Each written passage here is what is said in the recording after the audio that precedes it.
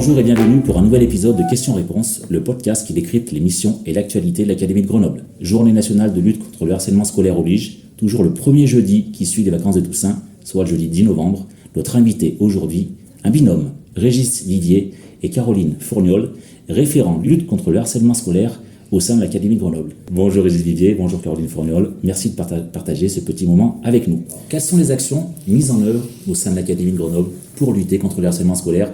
On parle beaucoup du programme phare. Oui, alors au préalable, il faut indiquer qu'il y a un travail conséquent sur l'Académie de Grenoble de mise en relation des différents phénomènes qui pourraient exister au sein des structures, au sein des écoles et des établissements. J'entends par là déjà un lien, nous, au niveau académique, avec nos autres collègues référents, notamment là on parle du harcèlement, mais on a aussi le même travail avec des collègues qui œuvrent au quotidien sur la question des violences scolaires, sur la question des valeurs de la République, sur la question des phénomènes de radicalisation, voilà, évidemment tout ce que l'on peut entendre ici ou là dans la société.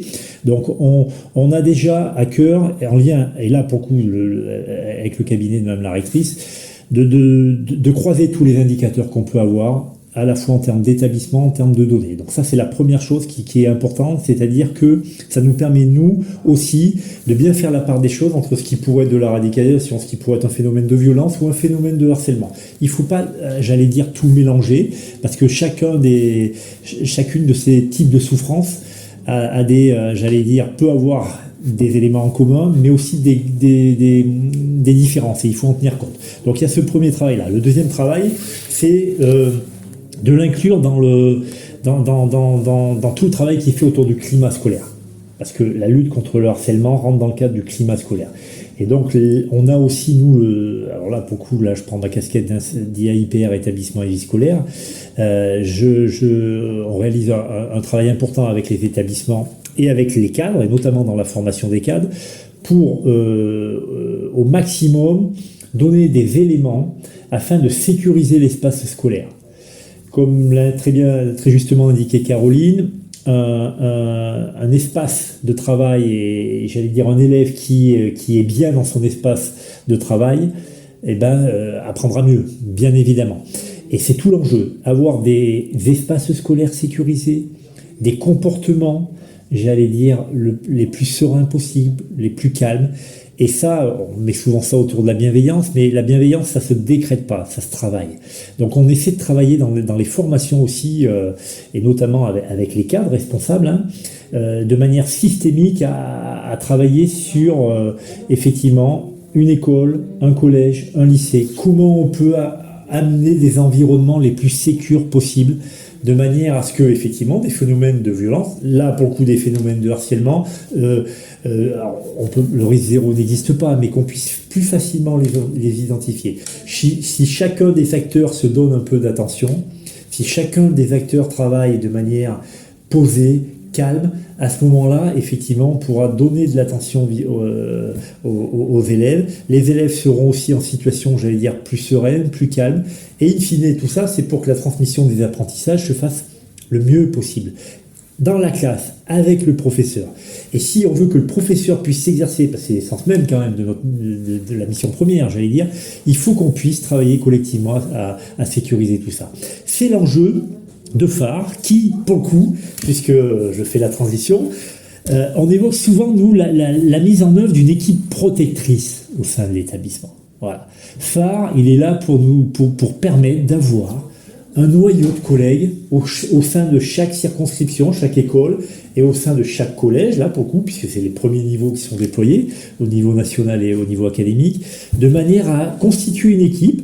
Alors, on n'est pas expert en tout, bien évidemment, mais une équipe qui est effectivement protectrice, c'est-à-dire auprès du directeur et de l'IDEN dans le premier degré, auprès des équipes de direction chef d'établissement dans le second degré, cette petite équipe qui va pouvoir permettre, parce qu'on réfléchit toujours mieux à plusieurs qu'à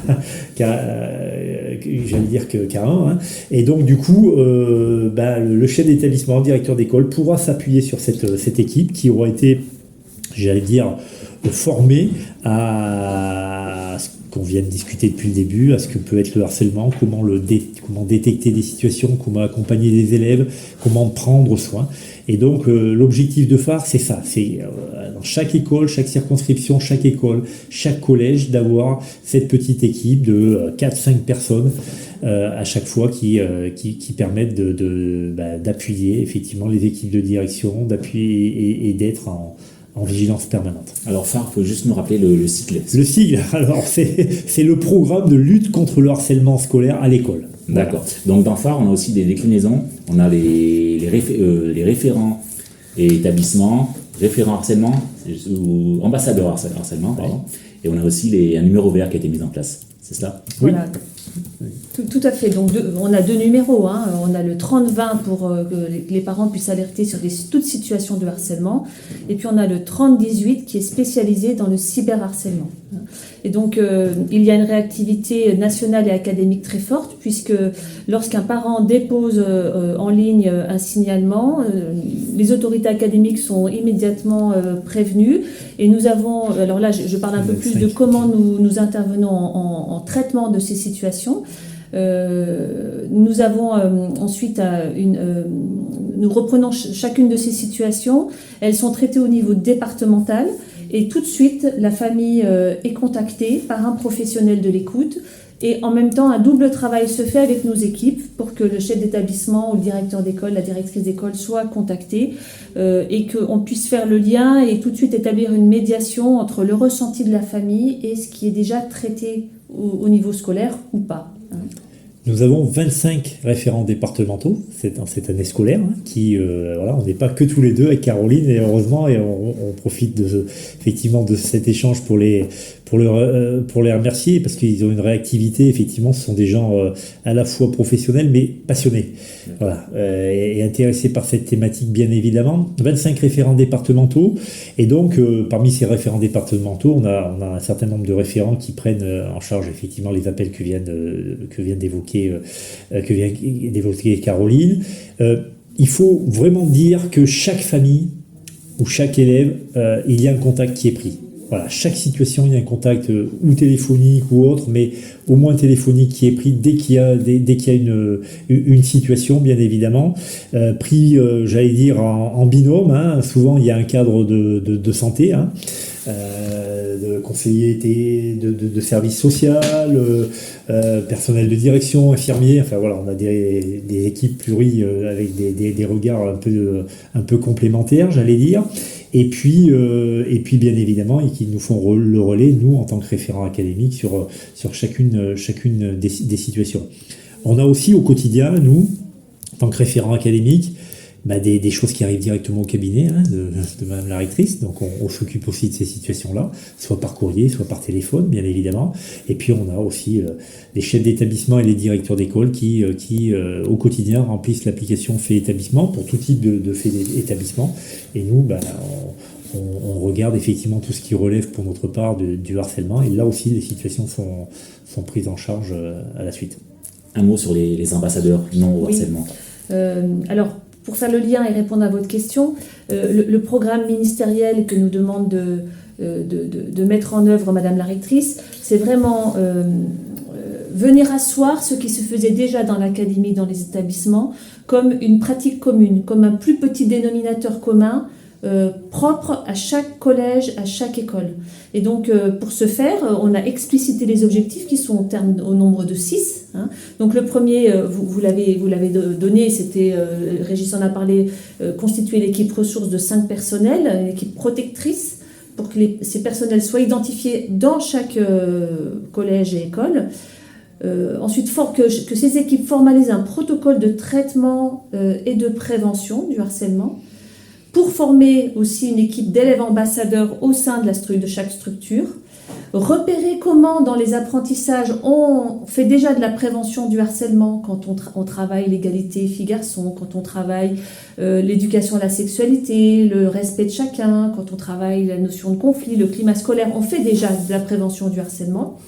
et puis travailler avec les familles et les partenaires, et pour finir, mettre en œuvre des temps forts tout au long de l'année. Et donc il y en a un qui nous attend très prochainement, qui est dans quelques jours, le 10 novembre, la journée de lutte contre le harcèlement Alors scolaire. justement, la transition est toute trouvée. 10 novembre, quel est l'objectif principal de cette journée? Alors, l'objectif, comme tout temps fort, j'allais dire, c'est de mettre un regard particulier ce jour-là.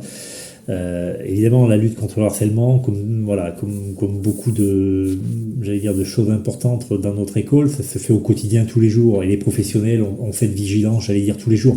Ça me permet quand même de dire que notre école est un lieu sécurisé quand même, il faut quand même le dire.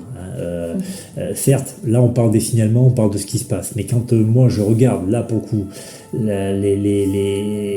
si on compare le nombre d'événements que l'on a au sein de l'école par rapport effectivement aux incidents ou aux accidents que peut avoir un élève en dehors de l'école, l'école est un lieu sécurisé. On est bon, il faut le dire quand même là-dessus, parce que chaque jour il y a des professionnels qui sont toujours à leur place, qui font leur travail, des fonctionnaires d'État qui ont cette conscience-là, et je pense qu'il est important de le dire. Voilà.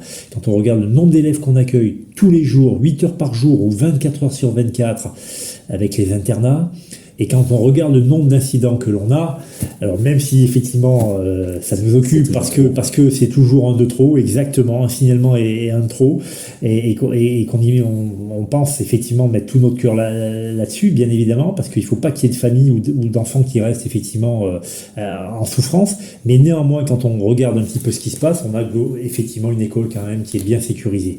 Alors ça c'est au quotidien, mais il est important quand même qu'on ait des moments de rencontre, des moments où on met une focale un petit peu plus grande, et le 2 novembre, c'est ça, chaque année, effectivement, cette journée permet, de mettre en lumière les actions particulières qu'il y a dans les établissements. Parce que c'est pas parce qu'on est référent académique qu'on connaît tout ce qui se passe dans les établissements non plus, parce que les gens font souvent ça. Les chevilles ouvrières qui travaillent ces sujets-là, ou qui travaillent, les équipes qui travaillent avec les élèves, le font souvent de manière anonyme. Ils le font dans leur établissement. Leur premier objectif, c'est des élèves, des enfants, des ados. Ils vont pas forcément faire de la publicité là-dessus, ils sont pas comme ça. Donc, néanmoins, c'est important quand même, effectivement, de valoriser ces actions qui se font dans chacun des espaces scolaires, parce qu'il y a des choses magnifiques. Et cette journée permet, effectivement, de mettre en avant un certain nombre d'actions un petit peu phares, si je peux, pour reprendre l'expression, dans nos établissements. Est-ce que vous avez une ou deux actions en tête, justement? Alors, on parlait du hackathon au lycée au lycée Pravaz, me semble-t-il, au Pont de Beauvoisin. Oui, alors on ne va pas dévoiler en amont l'événement le suspense et l'événement de cet établissement qui est préparé depuis de nombreuses semaines, et qui va donc être en grandeur nature, un grand engagement de ses élèves. Je vais laisser la parole à mon collègue Régis Vivier, qui a eu l'honneur de se déplacer sur le site des deux établissements qui ont gagné un prix au jury de l'année dernière. Oui, voilà, exactement. Donc, Madame la rectrice, effectivement, apporte un regard particulier sur ce concours académique, le prix No Harcèlement. Donc, l'Académie de Grenoble l'a engagé depuis plusieurs années. Alors, le prix a perduré malgré effectivement toutes les problématiques qu'on a pu avoir, et notamment Covid, qui a fait que effectivement en termes de mobilisation, en termes de remise de prix aussi pour le coup, ça n'a pas été simple, mais pour le coup ce prix a perduré. Cette année, on a eu la chance effectivement d'avoir un grand nombre d'établissements qui se sont investis encore, d'écoles, de collèges, de lycéens dans ce prix, et pour le coup on a eu un coup de cœur académique, et une remise de prix au niveau académique au lycée du Mont-Blanc, le lycée des métiers de Mont-Blanc à Passy, qui a été élu coup de cœur académique. Et j'ai eu la chance de pouvoir rencontrer les lycéens engagés, notamment dans ce projet, et les personnels engagés, bien évidemment. Avec notre partenaire de la MAE, nous sommes allés remettre ce prix. Et puis remise de prix aussi au collège de l'Épine, au Valais, qui là, pour le coup, a eu un prix national. Et donc c'est pas rien, faut le dire. Donc un engagement de ces collégiens qui a été récompensé à juste titre d'un prix national décerné par le ministre, et donc nous avons eu la chance de pouvoir partager aussi ces moments-là avec l'ensemble de ces élèves. D'accord, Très bien, donc l'entretien touche à sa fin.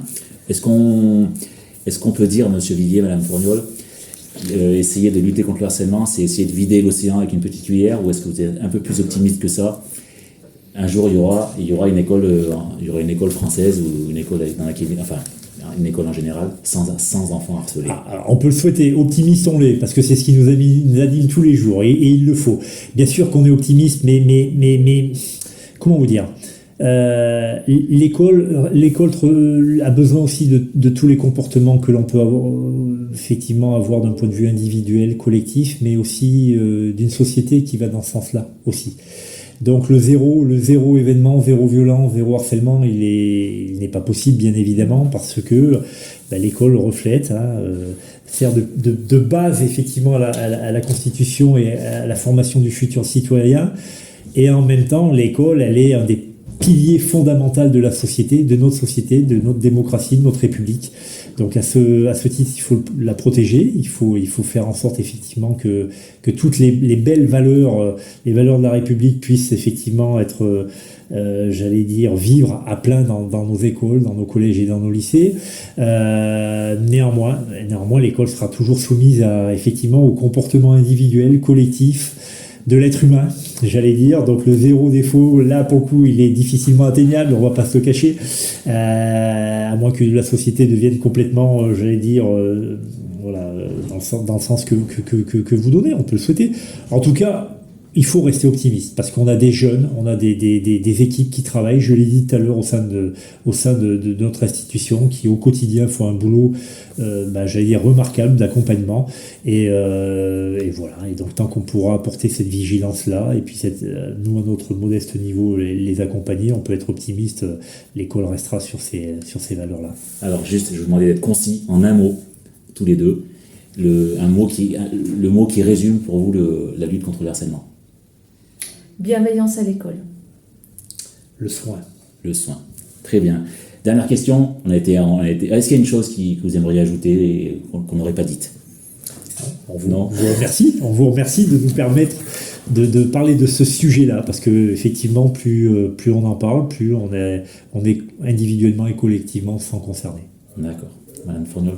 Moi, je dirais, l'école est un lieu d'apprentissage de savoir, mais surtout de savoir-être, d'apprendre à vivre en société. Et comme l'a dit mon collègue, nous reflétons la société telle qu'elle est.